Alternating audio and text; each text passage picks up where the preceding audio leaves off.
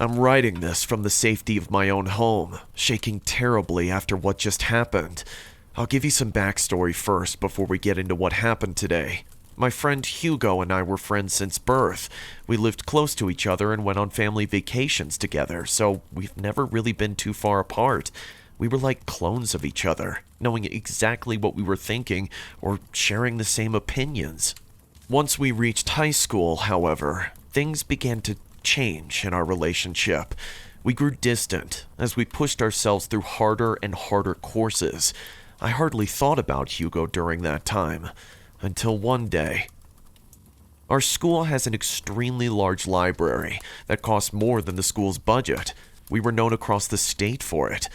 One day, I was prying around in the nonfiction section. I found what appeared to be a fantasy book describing creatures that I couldn't even fathom. I sat down after school that day and read through it. I reached page 48 and read what it described. The humanoid mimic is a creature that mimics someone it chooses at birth. This creature will befriend its victim until they reach 18. Then, it murders its victim to give it enough strength to produce more offspring.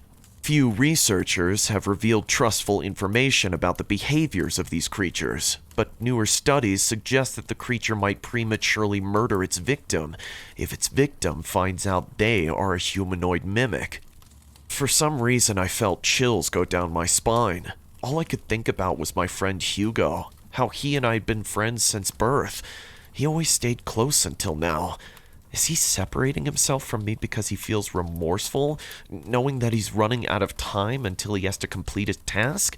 So many questions filled my head. I swiftly put the book back. I felt sick. I tried to reassure myself that there's no way that my friend, whom I've known since birth, would just get up one day and decide to murder me. That wasn't really going to happen. This book is just a fantasy story, misplaced in one of the largest libraries in the state. It was completely impossible.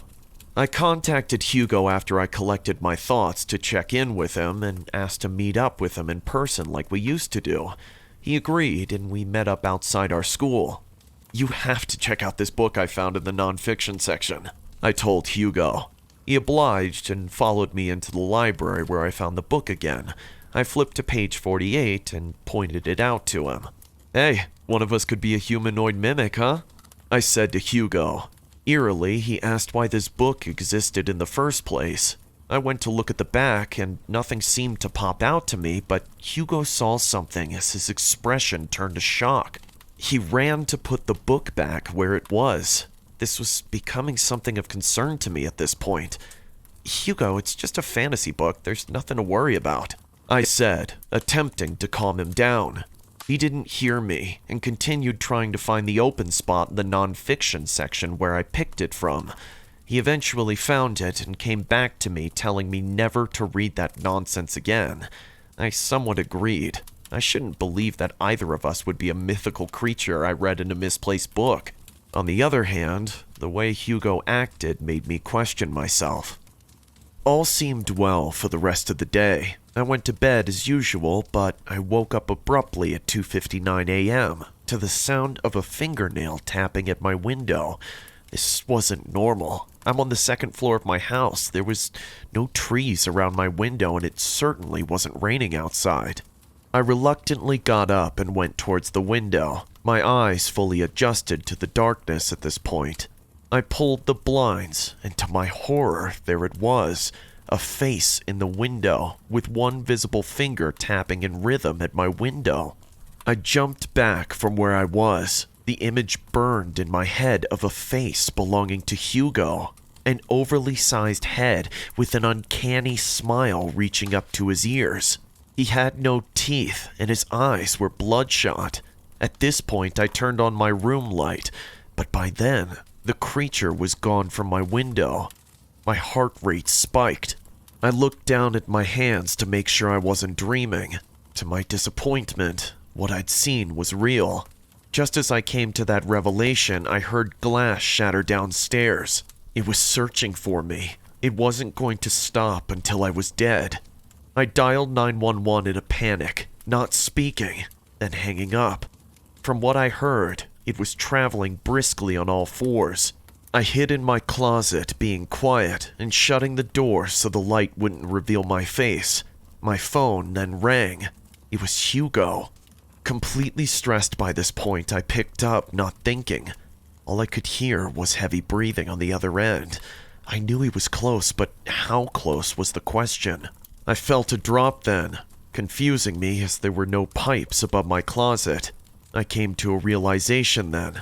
It just used that call to find where I was. He was right above me now, ready to finish the job.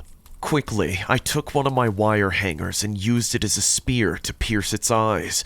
As I scrambled out of the closet, I heard it screech in pain. By this point, it woke up the rest of my family who entered my room. I was on the floor in shock. The creature was no longer in my closet. It finally left. In the evening, I called Hugo after school ended. To my surprise, he never picked up. I went to the library. Again, I found that book. Looking for information about the author, I found out that he's part of an organization that deals with mythical creatures. This would have looked like a complete scam to me if I had looked at this before last night, but at this point, it was my final hope. I dialed the number on the website and was redirected to the author. I told him my whole story, and he was very helpful, saying that since the book's creation, there was more extensive research done on humanoid mimics, revealing that if they did fail their mission, they would leave to an undisclosed location. I was relieved that Hugo, or what is now Hugo, is gone for good. Humanoid mimics are all around us, so watch your backs, everyone, or you might not be able to save yourself in time.